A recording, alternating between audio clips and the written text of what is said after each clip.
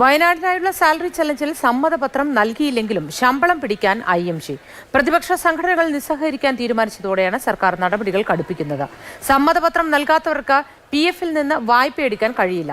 സമ്മതപത്രം നൽകാത്തവർക്ക് സമ്മതമാണെന്ന് അനുമാനിക്കുമെന്നും സർക്കുലറിന്റെ പകർപ്പ് മാതൃഭൂമി ന്യൂസിന് ലഭിച്ചു.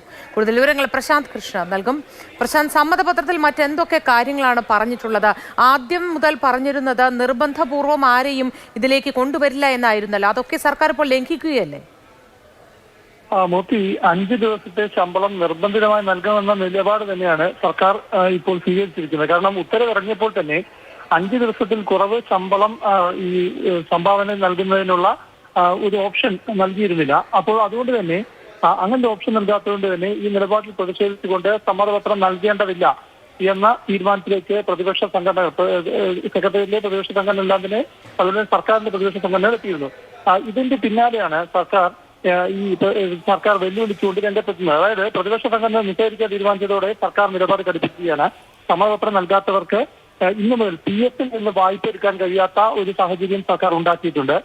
ഈ ജീവനക്കാരുടെ ശമ്പള സോഫ്റ്റ്വെയറായ സ്പാർക്കിൽ ഇന്നു മുതൽ ഇത് നടപ്പാക്കാനുള്ള തിരുത്തൽ വരുത്തി CMDRF-ലേക്ക് സംഭാവന ചെയ്യാത്ത ജീവനക്കാർക്ക് അവരുടെ PF-ൽ നിന്ന് ലോൺ എടുക്കാനുള്ള അപേക്ഷ പ്രോസസ് ചെയ്യുക എന്ന മുന്നറിയിപ്പ് നൽകുന്നു. അതിന്റെ കോപ്പിയാണ് നമ്മളിപ്പോൾ ദൃശ്യങ്ങൾ കാണിക്കുന്നത്. മാത്രമല്ല, ഇങ്ങനെ ഒരു നിലപാട് സർക്കാർ സ്വീകരിച്ചുകൊണ്ട് തന്നെ പ്രത്യക്ഷ സമരത്തിലേക്ക് നീങ്ങുമെന്ന് കോൺഗ്രസിന്റെ അനുകൂല സംഘടന വ്യക്തമാക്കുകയും ചെയ്തിട്ടുണ്ട്. മറ്റൊരു വിഷയമുള്ളത്, ഈ സർക്കാർ ജീവനക്കാർക്ക് മാത്രമല്ല, ബോർഡ്, കോർപ്പറേഷൻ, സ്വയംഭരണ സ്ഥാപനങ്ങളിലെല്ലാം തന്നെ 5 ദിവസത്തെ ജീവനക്കാരുടെ സംഭാവന നൽകണമെന്ന ഉത്തരവാണ് ഇറങ്ങിയിരുന്നത്.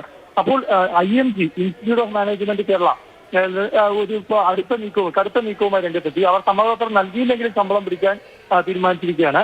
5 ദിവസത്തെ ശമ്പളം നൽകാൻ തയ്യാറാണെന്ന് സമ്മതപത്രം നൽകിയില്ലെങ്കിൽ അങ്ങനെ നൽകാത്തവർ ഇന്നത്തെ ദിവസം നൽകണം. ഇന്നത്തെ നൽകാത്തവർ ശമ്പളം നൽകാൻ സമ്മതമാണെന്ന് അനുമാനിക്കുമെന്നും അത് പ്രകാരം ശമ്പളം ചെയ്യാനുള്ള നടപടി സ്വീകരിക്കുമെന്നും ഉള്ള സർക്കുലറും പുറത്തിറങ്ങിയിരിക്കുന്നു. എന്തായാലും പ്രതിപക്ഷം ഈ ശമ്പള ചലഞ്ചുമായി സഹകരിക്കേണ്ട എന്ന നിലപാട് സ്വീകരിച്ചതോടെയാണ് സർക്കാർ ഈ നിലപാട് കടുപ്പിച്ചിരിക്കുന്നത്.